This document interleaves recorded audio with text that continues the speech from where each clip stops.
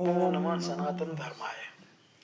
मेरे प्यारे सनातनी साथियों, सनातन प्रवाह के पिछले अंक में हमने वर्तमान परिदृश्य में हिंदुओं की अपनी पारिवारिक और सामाजिक स्थितियों के मद्देनजर अनवरत रूप से खंडित हो रहे भावनात्मक एकता के विघटन और उसके समाधान को अपना विषय बनाया था। किंतु विचार के अगले क्रम में हमारे सामने एक उससे भी संवेदनशील और महत्वपूर्ण मुद्दा देखने को मिला, और वह था हिंदू शत्रुओं द्वारा वैचारिक मतभेद और धार्मिक भ्रम को जाल फेंक कर हमारी अपनी भावनात्मक एकता को खंडित करने का षड्यंत्र। साथियों, आज इन्हीं गंभीर स्थितियों को समझते हुए सनातन प्रवाह के नए अंक का विषय है हिंदू ग्रंथों की विकृति से भावनात्मक एकता तोड़ने के षड्यंत्र, प्रकार, प्रभाव और सनातन चेतना का मार्ग।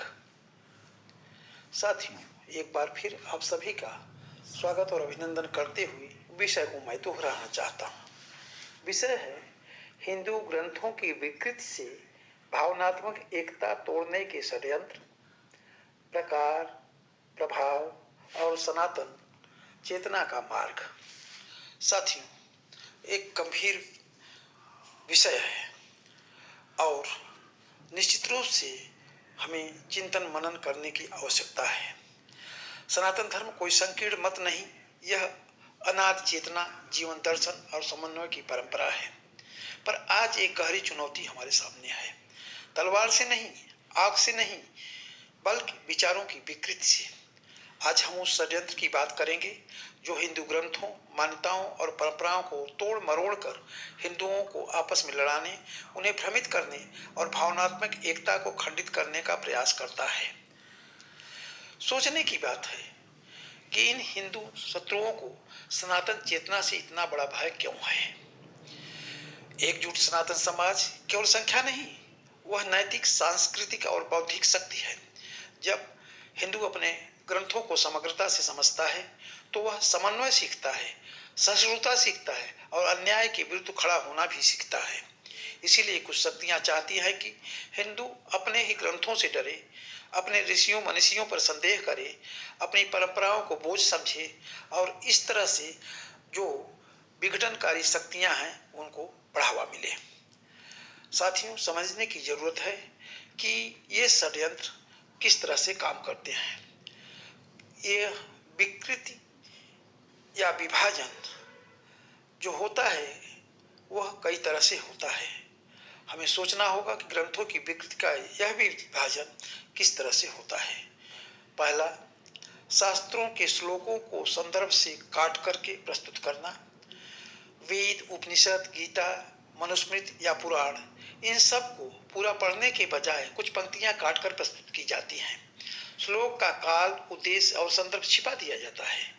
व्याख्या को आधुनिक वैमनस्य से जोड़ा जाता है और उसका परिणाम होता है हिंदू अपने स्वतः के ग्रंथों से भ्रमित हो जाता है। जबकि सनातन कहता है एकम सत विप्रा बहुधा वदंती, सत्य एक है, दृष्टियां अनेक हैं। आगे दूसरे बिंदु पर उनका प्रयास होता है कि हमें वर्ण विभाजन की व्यवस्था का शिकार बना करके हथियार प्रयोग करना। हम दूसरे शब्दों में कह सकते हैं कि उनका दूसरा बिंदु जो है, हमें अपनी भावनात्मक एकता से दूर रखने का, वह होता है वर्ण व्यवस्था को विभाजन हथियार के रूप में प्रस्तुत करना। साथियों, कर्म आधारित वर्ण व्यवस्था को जन्म आधारित अत्याचार बता करके प्रस्तुत किया जाता है। शास्त्रों में बताए गए कर्तव्य योग्यता को छिपाया जाता है। समाज सुधार के आंतरिक प्रयास जो हमारे ऋषियों मनीषियों और महात्माओं द्वारा किए गए उनको नकारा जाता है। उद्देश्य सुधार नहीं, हिंदुओं को लड़ाना है।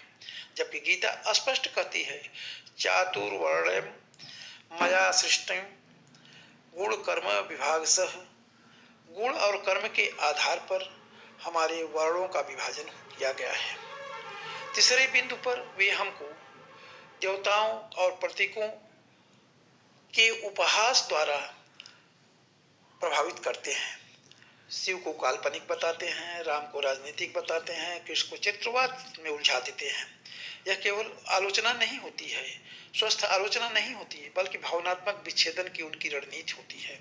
जब आस्था पर चोट पहुंचती है तो समाज भीतर से टूटता है, और उसी का परिणाम है कि आज हिंदू अपने ही धर्मों, अपने ही ऋषियों मनीषियों और अपनी ही सांस्कृतिक विरासत के प्रति संदेह करने लगा है।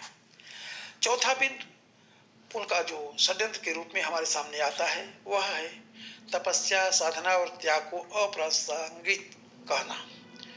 तपस्या, साधना और त्याग को अप्रासंगिक कहना। निश्चित रूप से कहा जाता है, हमारे सामने जो प्रस्तुत किया जाता है वो हमारे लिए घातक है। वे कहते हैं यह सब पुराने जमाने की बात है।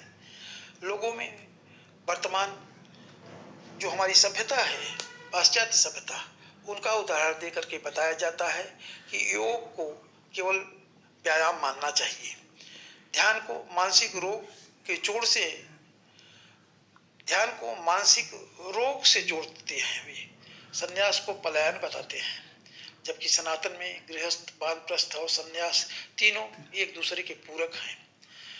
सबसे बड़ा खतरनाक षड्यंत्र उनका जो है वो हिंदुओं में आत्मसंदेह पैदा करना है। एक विचारणीय प्रश्न है। जब हिंदू स्वयं कहने लगे मुझे अपने धर्म पर गर्व नहीं, तब समझिए षड्यंत्र सफल हो गया। जब युवा अपने ग्रंथों को जाने बिना नकार दे, जब परंपरा को पिछड़ापन कहा जाए, जब एकता की जगह आत्मग्लानि ले ले, यही सब सबसे बड़ा खतरा होता है। साथियों, सोचने की जरूरत है कि आखिर इसका समाधान क्या है। सनातन चेतना का पुनर्जागरण कैसे हो सकता है? हो सकता है, लेकिन हमें कुछ प्रयास करना होगा, और उनमें से कुछ का बिंदुवार जिक्र हम यहाँ करेंगे। पहला, ग्रंथों को समग्र और प्रामाणिक समझ करके श्रद्धा के साथ साथ मनोमस्तिष्क में उनकी सत्यापित करने की अपनी प्रवृत्ति को स्वीकार करके हमें आगे बढ़ना होगा। हमें प्रामाणिक भाष्य पढ़ना होगा। अच्छे अच्छे लेखक जो हैं, भाष्यकर्ता जो हैं, उनके ग्रंथों को पढ़ना होगा। संदर्भ के साथ अध्ययन करना होगा। कहीं से उठा करके आधे अधूरे वाक्यों को हमारे सामने फेंक करके जो हमारे मस्तिष्क को प्रभावित करते हैं, हमें भ्रमित करते हैं, उससे जागृत होना होगा और निश्चित रूप से सचेत होना होगा।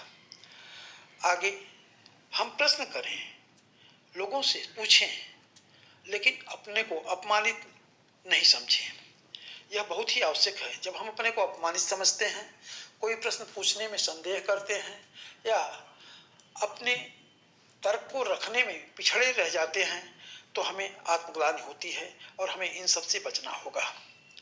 अगली बात, भावनात्मक में एकता को एक पुनर्जागरण के रूप में लेना होगा, फिर से उसका निर्माण करना होगा, जिसे हम नवाचार कह सकते हैं। मंदिर केवल पूजा स्थल नहीं, सामाजिक समरसता के केंद्र होना चाहिए। जाति, भाषा, क्षेत्र से ऊपर उठना चाहिए। हमें पहले हिंदू की भावना होनी चाहिए, जात पात को बाद में लाना चाहिए। तीसरी चीज वैचारिक सजगता और संवाद है। सोशल मीडिया पर सत्य और संतुलन का प्रचार करें, वास्तविकता को स्वीकार करें और एक तार्किक ढंग से हम ऐसी सारी बातों के प्रति स्पष्टीकरण दें जो हमारे ग्रंथों को अपना अपमानित करते हैं, जो हमारे ऋषियों मनीषियों पर संदेह प्रकट करते हैं या हमारे धर्म पर आघात पहुंचाते हैं। हमें सोशल मीडिया पर सत्य और संतुलन रखना होगा, भ्रम का खंडन करना होगा, लेकिन क्रोध से नहीं, तथ्य, तर्क और धैर्य से। आगे चौथे बिंदु पर अहिंसक, संवैधानिक और संगठित मार्ग पर हमें चलना होगा। सनातन की शक्ति उग्रता में नहीं, विवेक में है। संकल्प हमारा होना चाहिए, हमारी आवश्यकता भी है कि हम ग्रंथों को समझें, उनसे डरे नहीं। एकता को जीने की, न कि केवल बोलने की बात समझें।